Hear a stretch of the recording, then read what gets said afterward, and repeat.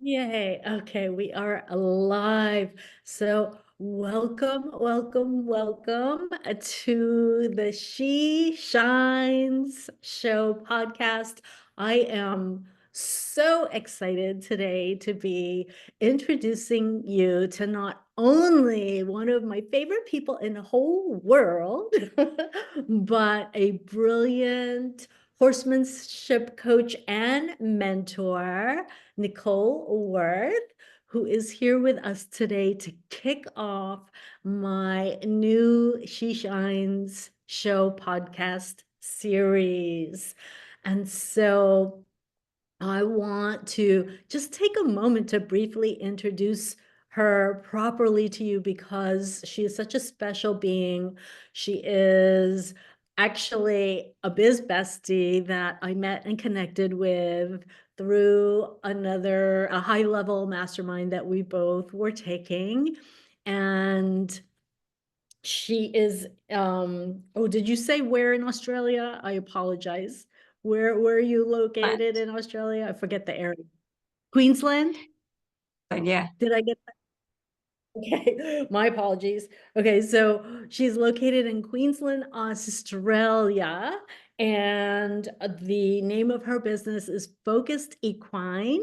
And I'm just so excited to just have this conversation around the incredible work that she does with the horses and humans that she serves and her vision for the future. So it is my honor. Nicole, thank you so much for joining me today. And I would love you to tell our audience a little bit more about like how you got into what you're doing and what you do. Like, let's give us the little background scoop, if you will. okay.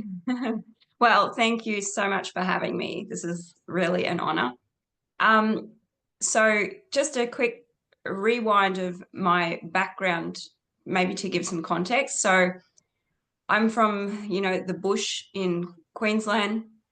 I grew up on a cattle station. I grew up riding ponies, mustering cows, on a 60,000 acre cattle station or ranch for you guys. And that's where my love for horses comes from, really. And just that feeling of being a team with the horse. And, from a young age, I was like, I had to trust these animals with my life. And you really, you really go through some stuff when, or I shouldn't say go through some stuff, but it's character building and it's really team building when you're with these animals in, a 5 or 10,000 acre paddock, and you're completely on your own as a child, and you have to make it work. um, and I absolutely love that. So that's just a little bit of where the seed was planted for me with my love for horses. More recently, like as you said, I'm now a horsemanship coach and mentor, and my work is really centered around building unshakable partnerships. And I do that through, like, I coach owners with their own horses, because I really feel like people need to learn these skills for themselves rather than like me train the horse. So the way that I do that is through the lens of herd dynamics, really understanding the horse's instincts and building trust that way, so that you can just go and do whatever you want as a team and both enjoy the ride. Oh, I really love that. And I can't imagine like how exciting and adventurous having that, background and growing up in that environment must have been like what a gift, especially from someone who grew up in the city. I'm a city girl. So I just love that. And I love the unshakable bond piece that you are talking about. Can you tell us a little bit more about where that came from and why, that specific word, I guess, was used to describe what you do? Yeah. I feel like, that's really where when there's that depth of mutual trust, it's a deep feeling for you of trust in your horse, and the horse, like even from a performance perspective, the horse will try so much harder, will do so much more, will perform better for you, even in the way they move, when they deeply trust you. And so that unshakable partnership, um, it really comes from, um, like I said, it's when you're locking into the horse's instincts and the herd dynamics and working with what makes sense to them, it just opens so much of their potential. And I guess what I see a lot of in the horse world is this idea that certain horses are good and certain horses are bad, or certain Mm. horses, people will click with certain horses and not with others.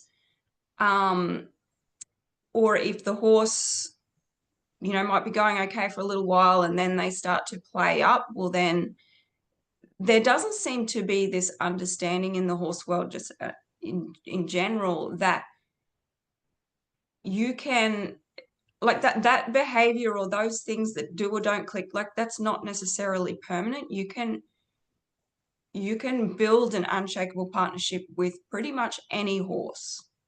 Like, that's my experience. I Mm. can build that with any horse.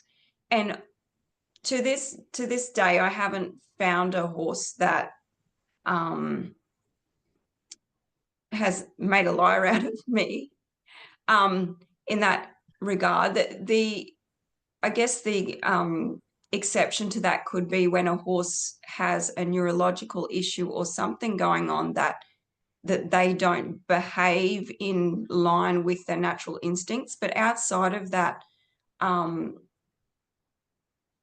you can build that with any horse. And that's why, and like, when you come up against a challenge with your horse, for example, taking them out to a show or where you're under a lot of pressure, often that's where things fall down for people. There's a level there where the horse no longer trusts you, and that's when they start to try to take over and play up, etc. Um, Mhm. but when you're locked into their instincts and they're locked into you and they understand you, that's when you have a partnership that can handle so much more. Did Yeah, I answer your question, that's or did I go off beautiful. on a I'm tangent? curious. No, you absolutely. I'm curious if you have like a favorite, client story that you'd love to share with us around some of the shifts in work that you're doing and witnessed and helped support with the horses and the humans. Oh, good question. I can't say that I do have a favorite client story. I mean, they're all really special in their own way. But what I will say is a lot of people have come to me with, like, having been injured by their own horse. Mhm, Um, mhm, some people, one really special lady actually got knocked down by a horse and stood on and busted up pretty bad.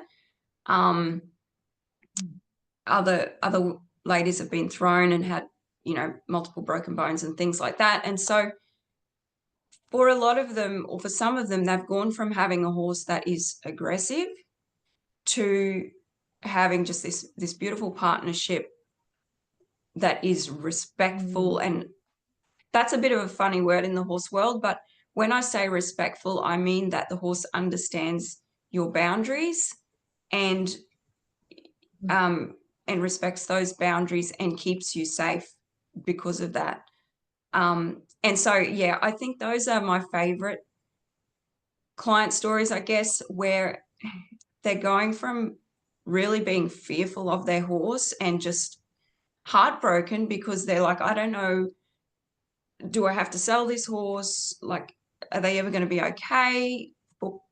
people to be around and handle, and then they move into having this beautiful partnership where they're no longer scared of their horse. Everything's working really well. They're getting out and about, like they're able to go out on rides. They're able to do all the things, like go out to competitions, try new things, try dressage or beach riding or cow working or vaulting, or like so many different things that before just were not a possibility for them. That's so beautiful. That's so beautiful. And I can only imagine that that feeling of helping that relationship and that trust grow is so rewarding. Like, I being obviously a horse lover myself, I can just imagine how rewarding that is. I'm curious, when you're working with the horse and the human, like how much would you say you are also like mentoring or coaching the human to kind of step into their, whether you want to call it leadership or embodiment of the energy of who they're showing up as when they're, with their horses, like versus, just focusing on towards the horse, if I'm phrasing that correctly. Yeah. Like, I'm sure, because there's both parts, right? So I'm just really curious how much of that you find like working on the human where the Yeah. horse still shift, if that makes sense. It's, yeah, absolutely. I mean, yeah, I'm glad you brought that up because it is a massive part of it. Just for context, like typically the way that I will work with a team is that I'll work with the horse first so that I get an understanding of the horse and we create some skills in the horse. And then I will coach the owner on how to replicate that. And they end up being the team themselves. But the mindset piece, like what I've mentioned so far is basically skills, but the mindset piece Mhm. is because even how you think about yourself is how you show up to your horse. Self-awareness is a massive thing as well. And you mentioned leadership. That's really, I would say, is a key word in how I teach. I do teach Mhm. a leadership style that makes sense to the horse. And that is like a combination of authority and empathy. And you've got to have both those things working to build that trust. And like presence, the way you show up to your horse is so important, and the thoughts you think about your horse as well. The thoughts you think about your horse Oh, I are love. going to, and your beliefs about your horse are really going to dictate the decisions that you make when you're presented with any little challenge or problem throughout your day. So, for example, one of the beliefs that I try to instill in my students is that horses are inherently good natured. Like that is their true natural nature, is a good nature. They want to cooperate. They want to be with you. They don't ever do anything out of spite, things like that. And when you have that belief and that mindset and you're presented with a problem, you then go looking for a solution of, okay, so my horse is playing up. Then what is actually causing that? Because the horse just being naughty is not an option. That's not an answer Mhm. to what we're saying. So we actually go looking for solutions that work. Yeah, beautiful, beautiful. I am remembering a conversation that we had where I believe that you had talked about almost being like a marriage counselor to the human Yeah. and the horse. I really love that analogy. Um, and, and I love how personalized your approach is to work with both the horse and the human, like individually and then together. That sounds really beautiful and very, very like personalized, because obviously every situation and horse and human is going to be different. But yeah, it sounds so amazing.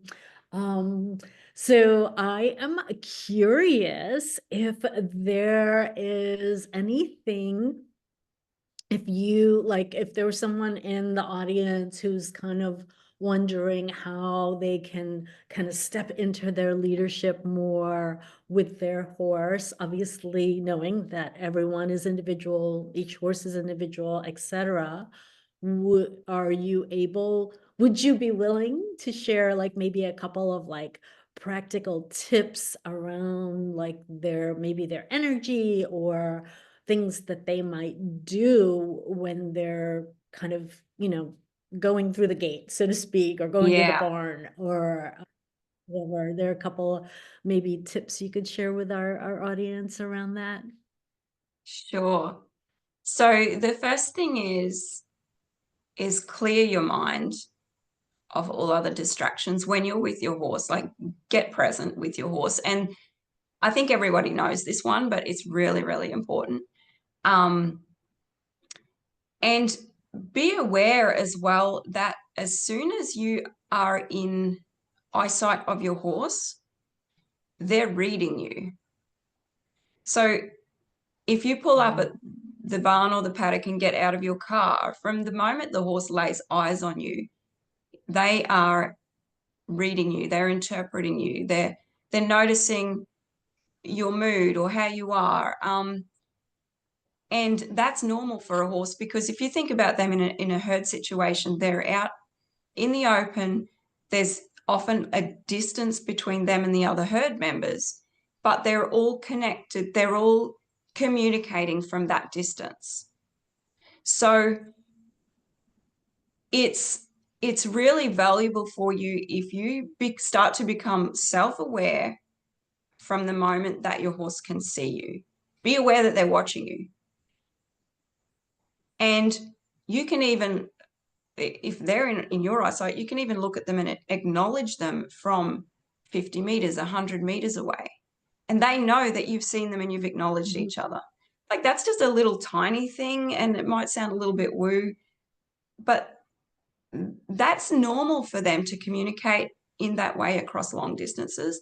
So just be aware of that. Be aware of your energy before you even get anywhere near your horse.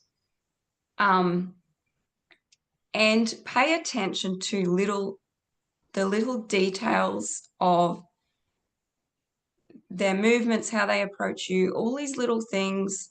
And we don't have time to go into the finer intricacies of what all those things mean at the moment, but detail matters. Like, horses are such subtle communicators with each other, and they will also communicate with us in that way if we're open to it, or if we're even aware of it. And awareness is the first thing.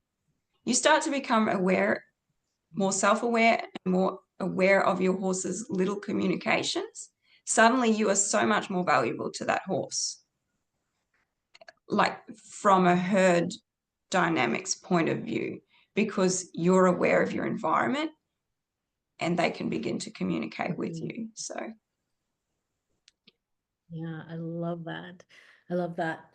So powerful. So I'd also love to ask you, what at this time is like most alive for you in terms of the work you're doing, either with your clients or maybe any projects that you've got going on behind the scenes, or whatever you're most excited about right now. Is there anything you'd like to share with us or with the audience? I mean, I think the main sort of driving force and passion for me is just to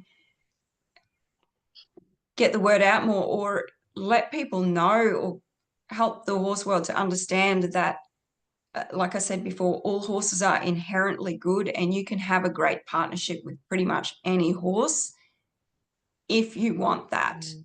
Like, it doesn't have to be this transactional merry-go-round thing of, oh, this horse doesn't suit me, or this horse doesn't work, or this one's playing up, so we sell that one and try the next one.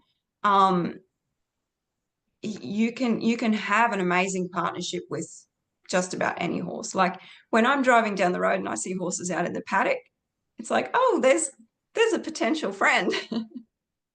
Like, and this is not like a talent that I have. It's available to everyone if you understand horses. They want to get along with us. They want to get along with you. So that's really a message that I want to put forward. What else? Projects. I love that. So at the moment, my work is pretty much local around the Mackay area. I have amazing clients here. Love working here, but I want to help people globally. Like this knowledge doesn't need to be kept here. And yeah, so I will be taking my work online over this year, over the next few months. So I'm really excited about that. Also, and you know this, like we've discussed this behind the scenes, but for me as a business owner and starting my business, getting into even the self-leadership in business and the marketing and all those sorts of things as a business owner, and having big goals and ambitions, I found that there really wasn't support in that area for me as a business owner to be able to discuss and be in a room with other business owners who are doing things perhaps outside of the industry norm. And so, as you know, I flew to Florida late last year to be in a room with amazing business women who really inspire me to step into my next level. And I want to create a space in Australia and even globally where horsewomen can come together and really share the journey, be what's the word? Be like held in their big visions.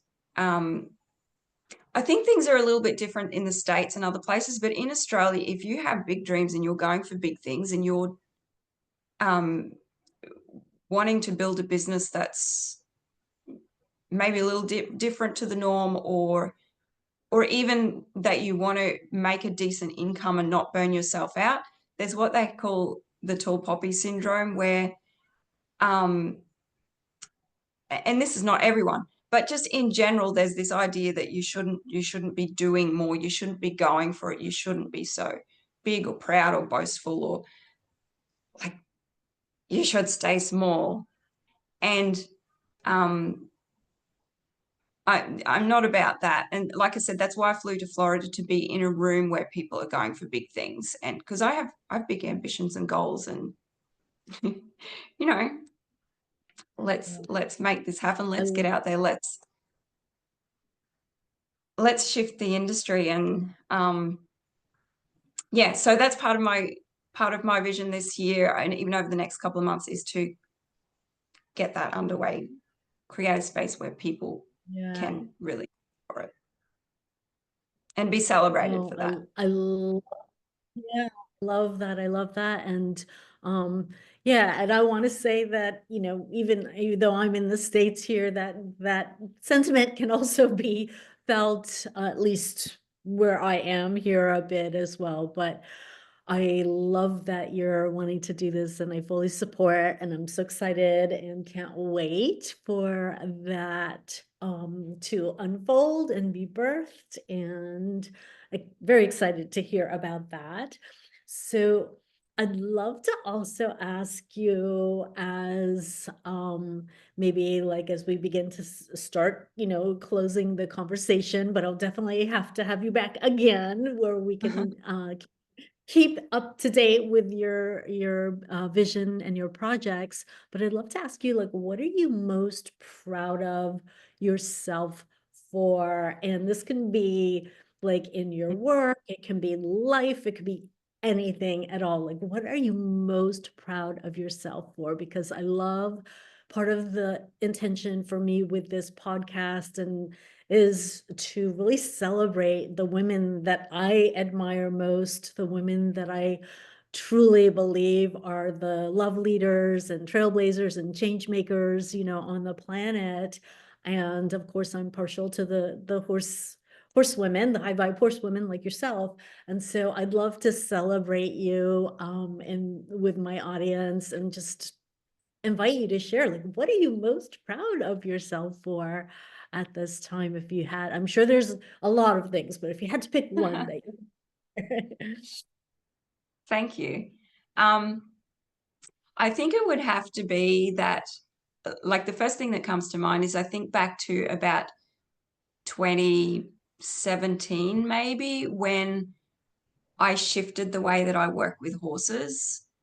Um, I I was doing okay, like I was doing decent with horses, but there was some that, I didn't click with. And the old way, or my old way of doing things, or the way I'd been taught, is just to really like work them harder, push them through it, make them do it, um, basically dominate them into doing what I wanted. And at that point, I realized that that's not the way I want to work with horses. And although there was, I knew there would be so much resistance, or I would get a lot of flack for changing the way that I work with horses. Um, it just wasn't worth it to me. And I wanted to have, I mentioned back at the beginning that feeling of teamwork with a horse and mutual trust. And I'd felt that with certain horses, and it's such a beautiful feeling. And I wanted to feel that with every horse.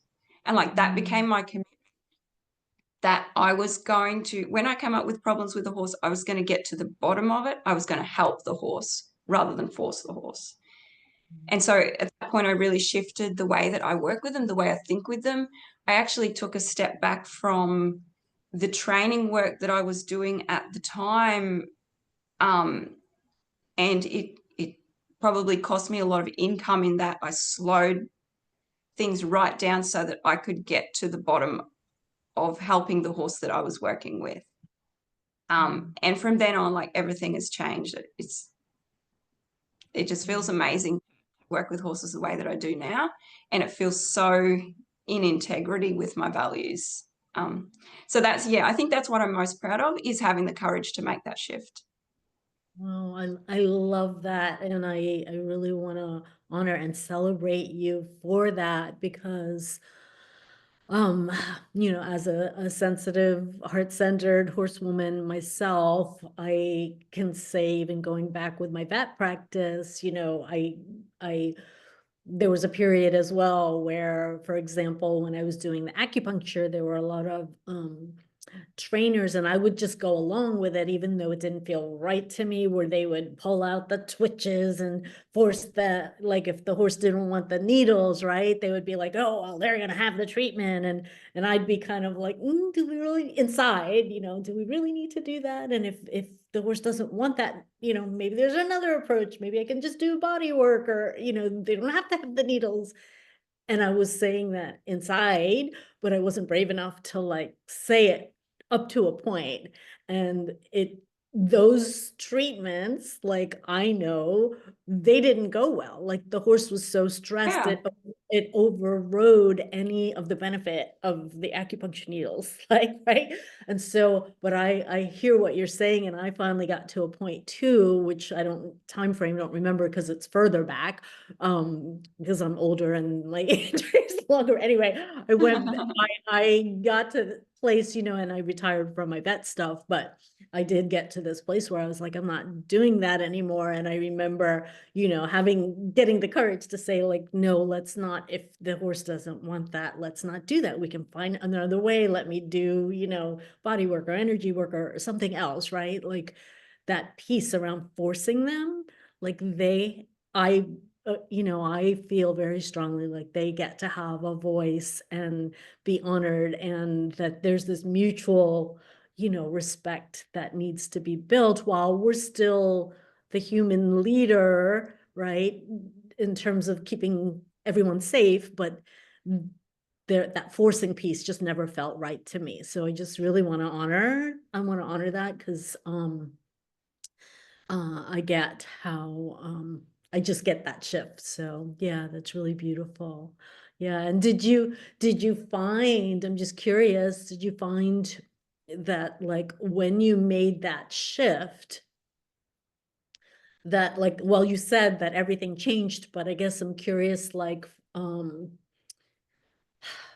from, I don't know if this is the right way to word it, but from an energetic standpoint, like when you made that shift for yourself, when you, as you said, we're getting to the bottom of it with the horses, like, did you feel like energetically that shift like that allowed them to then feel like not feel the pressure and allowed them to relax more and then therefore be more responsive and Oh, absolutely.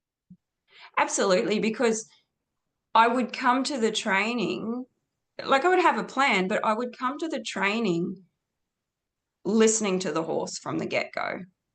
It's like, wow. this is what we're going to do today. This is what I'm going to be asking you to do today. But if there's a problem with that, I'm listening to understand what the problem is. And that's when they really start to communicate back to you in subtle ways because they know that you're responding to the communication that they're giving. Like, Yeah. definitely they become more relaxed. And actually, about that time when I made that shift, the specific horse that I was working with, one of them, she was belonged to my sister. And so I'd known this mare from a foal. And right through her life, and at this point she's like 12 years old, right through her life, she had been known as like a sour mare. Like she was sour. I remember leading her um, up the road at one point, and she's walking along beside me just with her ears pinned for no apparent reason. Like she was just kind of narky. And that horse, like when I made that shift and started to listen to the horse and want to work with them rather than just making them do stuff, she became one of the sweetest horses around. Just like over the space of a couple of months, her personality completely changed and she went on to be ridden by kids. She was in like a trail riding facility because my sister was she was in training with me to be sold. She went on to be just the the people who bought it actually gave me feedback and said that she was the favorite in the barn. Wow. So Wow. like Yeah. I see their personalities shift based on the fact that they can now trust you and that you're listening. So yeah. Beautiful. Oh, I love that. I love that. Such a cool story and shift. And, just that I feel like them also teaching us to not only expand our awareness, but also I, like within ourselves too, like that, you know what I mean? Like that shift for me, I don't know, is like you said, the self-awareness piece, right? Like it's our Yeah. own, almost like our own growth, our own elevation, our own transformation. And for me, it's like healing for ourselves too. So anyway, Yes. It is yeah. so much. Yeah. So I'm sure I could ask you tons more questions. And like I said, I definitely want to have you back. But for now, I would love you to maybe share, and we will have it in the show notes below. But if you could share, where can people find you? Like, where is the best place for people to find you if they want to learn more about your work and or work with you or connect with you? Where's the best place for them to find you? I'm probably most active on Facebook. So my business page there is Focused Equine dash Nicole Wirth.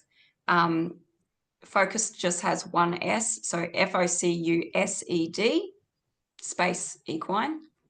Yeah, that's where I've been most active over the past number of years. I do have an Instagram account now as well, and it's actually opposite. It's at Nicole Wirth _ Oh, focused equine.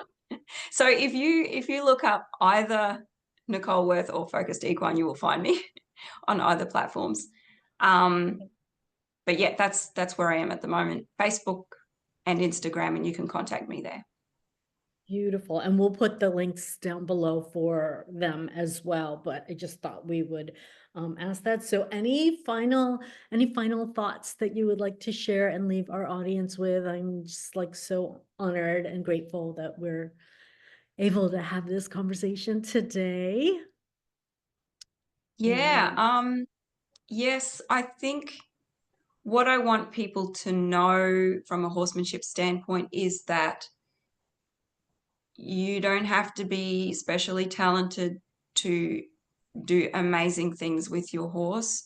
There, you have so much wisdom inside of you already that you probably don't even know that you have, or that you haven't tapped into, because through life, through society, we tend to dull down a lot of our internal instincts and intuition. And if you started to tap into that a little bit more around your horse, yeah, there's so much there. There's so much potential that you have. Like, you can do anything. It's a being to being thing. It's not amazing trainer or amazing rider versus the horse. It's like, it's a being to being connection. So that's what I want to leave you with. Um, I love that. your horse has so much more potential than you know, and you have, you know.